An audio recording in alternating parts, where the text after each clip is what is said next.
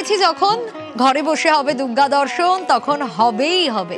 শুধু শহর কলকাতা নয়, জেলাতেও নজর রাখবো। দক্ষিণে যেরকম নজর রেখেছি, উত্তরে তাহলে নজর রাখতেই হবে। চলুন এবার আপনাদের নিয়ে যাই রায়গঞ্জে। রায়গঞ্জের উদয়পুর বারোয়ারি সর্বজনীনে আপনাদের নিয়ে যাই। যে ছবি আপনারা দেখছেন, এবার ৭৫ বছরে পা দিয়েছে এই পুজো। অবশ্যই স্পেশাল তাদের কাছে। যা দেখতে পাচ্ছি আমরা, সাধু সন্ন্যাসীরা রয়েছেন, অর্থাৎ সাধু সন্ন্যাসীদের মূর্তি দিয়ে মণ্ডপটা সাজানো হয়েছে। কি বোঝাতে চাইছেন তারা দেখি। মুক্তা রয়েছে আমার সঙ্গে। মুক্তা, অবশ্যই বেলা বাড়লে ভিড়টা বাড়বে, তা বলার অপেক্ষা রাখে না। প্রত্যেকেই চাইছে যাতে ঠাকুরটা দেখে ফেলি আগে ভাগে। কিন্তু এখানে থিম কি? সাধু সন্ন্যাসীদের মূর্তি দেখতে পাচ্ছি অনেক।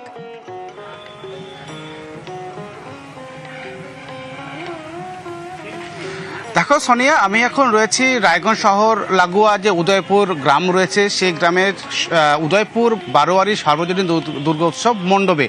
তাদের থিম এবারে কুম্ভ, এবং এই মণ্ডপে সাধু সন্ন্যাসীদের বিভিন্ন রকম মূর্তি দিয়ে সাজিয়ে তুলেছে এই বারোয়ারি মণ্ডপ।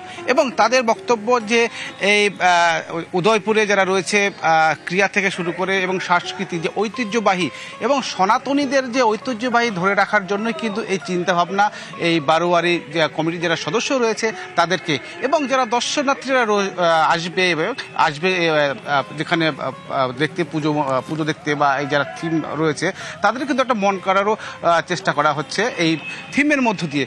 এবং যারা আমরা দেখতে পাচ্ছি এখানে বিভিন্ন রকম যারা সাধু সন্ন্যাসীরা রয়েছে, এবং কুম্ভ, আমরা বলি উত্তরপ্রদেশে যে কুম্ভ মেলা হয়, সেই কুম্ভর বিভিন্ন চিত্র কিন্তু তুলে ধরা হচ্ছে এই উদয়পুর বারোয়ারি মণ্ডপে। এবং তাদের যে এখানে রয়েছে গঙ্গা আরতি, তাদের বক্তব্য যে গঙ্গা আরতির মধ্য দিয়ে কিন্তু এখানে যে হিন্দু সনাতনীদের যে ঐতিহ্যবাহী ধরে রাখবে এবং তাদের চিন্তাভাবনা। এবং এই যা মণ্ডপে রয়েছে সেখানে উদয়পুরে এবার ৭৫তম বছরে পদার্পণ করেছেন।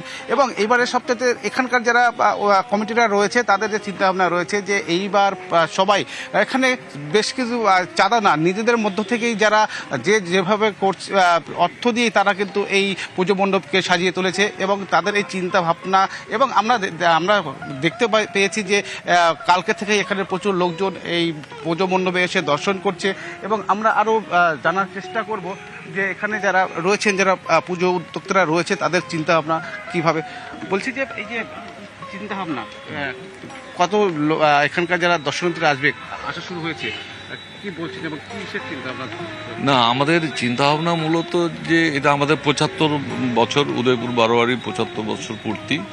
সেই হিসেবে আমাদের শহরতলি একটা গ্রাম, এবং এখানে আমাদের মূলত কিন্তু উদয়পুর শিল্প সংস্কৃতির একটা পীঠস্থান বলা চলে আমাদের এই জেলার। তো সেই ক্ষেত্রে আমাদের সব ধরনের এখানে শিল্প সাহিত্যিক থেকে শুরু করে সবাই আছেন আমাদের এই কমিটিতে।